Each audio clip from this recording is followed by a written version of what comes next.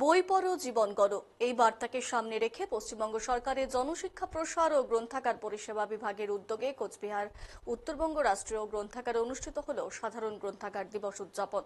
এদিনের এই অনুষ্ঠানে উপস্থিত ছিলেন উত্তরবঙ্গ রাষ্ট্রীয় পরিবহন সংস্থার চেয়ারম্যান পার্থপ্রতিম রায়, কোচবিহার পৌরসভার পৌরপতি রবীন্দ্রনাথ ঘোষ, অতিরিক্ত জেলা শাসক রবি রঞ্জন সহ অন্যান্য আধিকারিকরা।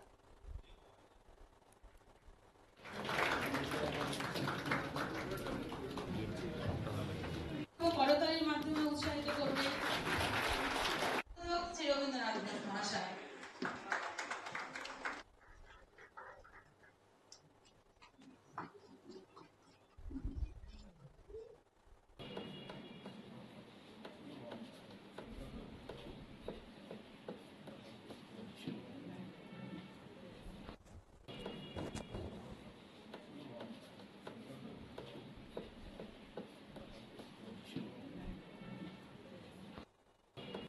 ইনফরমেশন বা যে গ্রন্থ বা যে সাহিত্যের উপাদান আপনি পুস্তকে খুঁজে পাবেন সেটা কখনোই গুগল সার্চ করে বা ই লার্নিং এর মধ্যে পাওয়া সম্ভব।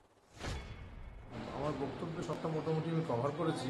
তবুও বলি যে সারা রাজ্য জুড়ে সাধারণ গ্রন্থাগার দিবস উদযাপিত হচ্ছে, যার মূল লক্ষ্য জেলার বা রাজ্য স্তরের বা আমাদের রাজ্যের যত পাঠক পাঠিকা আছে যারা ধরুন ট্র্যাডিশনাল পড়াশোনা ছেড়ে দিয়ে যাদের একটু পড়াশোনা ভালো লাগে, যাদের বই না পড়লে ঘুম হয় না, যাদের বই পড়া একটা অভ্যেস বা নেশা, বা ধরুন যারা নতুন জীবন গড়তে চায়, এই ধরনের যারা সমাজে রয়েছে এবং সঙ্গে সঙ্গে বলতে পারেন যে নেশামুক্ত রাজ্য তৈরি করা বা ধরুন খারাপ কাজকর্মের সঙ্গে যুক্ত এই ধরনের মানুষদেরকে ওই সব কাজকর্ম থেকে দূরে সরিয়ে রাখা, এর জন্য দরকার গ্রন্থাগার, যেখানে এসে মানুষ তার মনের ক্ষুধা মেটাবে, মানুষ তার মনের চাহিদা মেটাবে, মানুষ বই পড়ে নিজেকে তৈরি করবে এবং নিজেকে সুস্থ জীবনযাপন পালন করবে।